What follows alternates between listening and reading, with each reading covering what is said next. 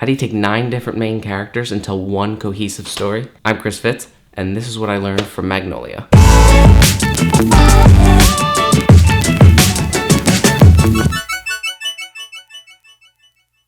Number 1, go big. Magnolia operates a lot like a musical. Everything happens in this slightly heightened world. The emotions are bigger, the camera work makes itself known, the dialogue is poetic. And the book says we may be through with the past, but the past is not through with us. And when I say it operates like a musical, most people will think of the literal musical number, Wise Up, near the end of the second act. But the beginning sequence after the prologue, set to Amy Mann's cover of One, is the opening number to a musical. It introduces us to each of our main characters. It sets the tone for what the rest of the film will be aesthetically and thematically, and lets us know right up front in no uncertain terms that these seemingly disparate stories are actually all one. So if you have a story with big themes and big ideas, don't be afraid to go big. And speaking of that opening number, number 2, establish your characters quickly. That opening sequence is 6 minutes and 24 seconds, and in that 6 minutes and 24 seconds, Anderson manages to introduce us to all 9 of our main characters. That means each character only gets between 22 and 47 seconds of screen time, except for John C. Reilly's character,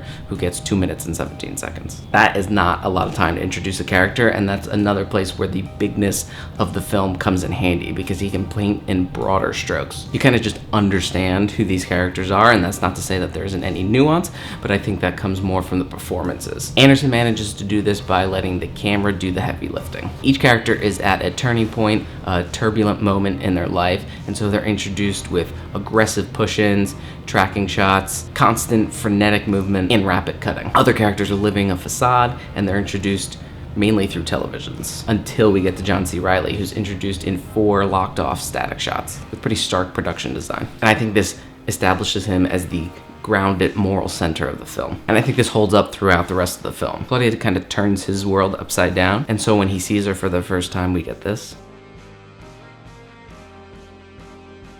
And then when they kiss, we get this.